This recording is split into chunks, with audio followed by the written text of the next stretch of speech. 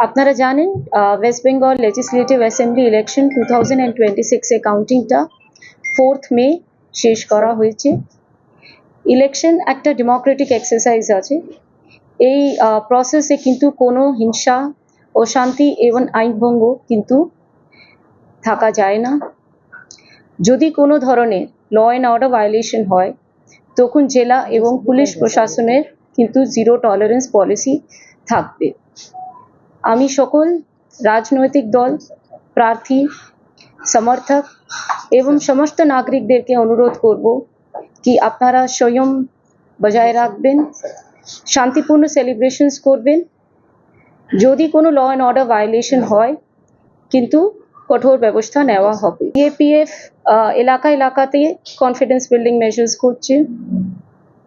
Flag March, route march সব জায়গাতেই হচ্ছে যাতে লোকদের মনে একটা আস্থা থাকে।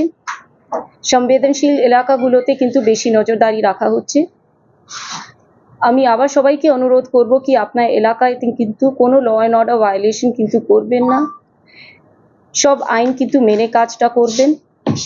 আমাদের সবার কিন্তু একটাই লক্ষ্য থাকছে কি এলাকাতে শান্তিপূর্ণ পরিবেশ থাকে এবং সমস্ত নাগরিকদের আমি নিরাপত্তা নিশ্চিত করতে পারি। 7 स्पेसिफिक केसेस हम लोगों ने शुरू किया, उसमें हम लोगों ने अभी 7 अरेस्ट किया है और 7 arrested in specific cases. And उसके अलावा हम लोगों ने जो प्रिवेंटिव सेक्शंस में जो अरेस्ट हुए हैं वो कम से कम 100 से ऊपर है, तो लगभग 108 मुझे मालूम है। और हम लोगों ने एक नया लिस्ट बनाया है ट्रबल मॉन्गर्स का, और जो कम्युनल प्रोवोकेटर्स हैं, जो कुछ हिंसा इस तरीके का ऑर्गेनाइज कर सकते हैं, उनके ऊपर हम लोग का कठोर कार्यवाही चल रहा है, रेड्स चल रहा है अभी भी। और हम लोग का सीएपीएफ जो है उनके साथ हम लोग सारा वल्नरेबल एरियाज में जॉइंट पेट्रोलिंग कर रहे हैं।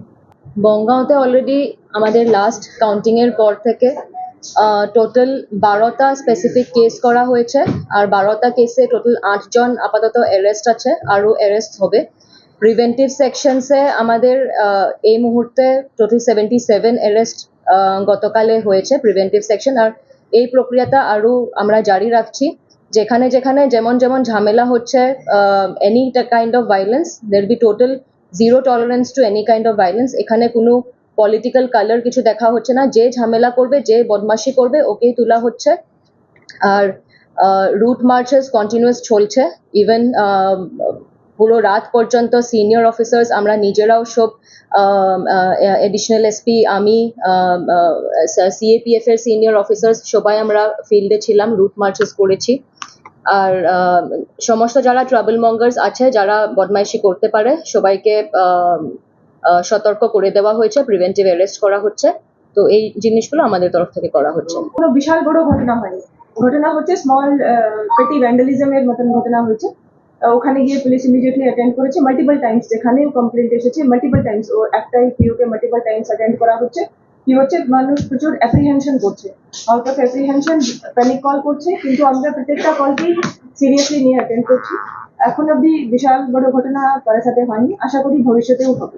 যদি কোনো লোক কারো ফ্ল্যাগ নিয়ে, কারো অফিস নিয়ে, কারো কোনো জিনিস নিয়ে যদি অ্যাটাক করতে ভাবছে, তো এটাই রিকোয়েস্ট করব কি এটা চিন্তা ভাবনা भी করবেন, কেন কি আমাদের কাছে ইনস্ট্রাকশন আছে অ্যান্ড আমরা বিলকুল ফোকাসড भी আছি কি যে কোনো ঘটনা হলে আমরা খুবই স্ট্রং অ্যাকশন নেব।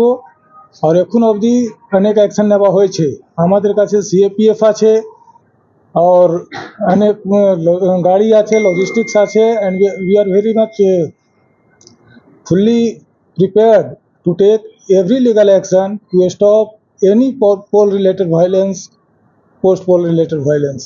এটাই আমার কথা আছে, রেস্ট আপনারা সব ব্রিফ হয়েছেন।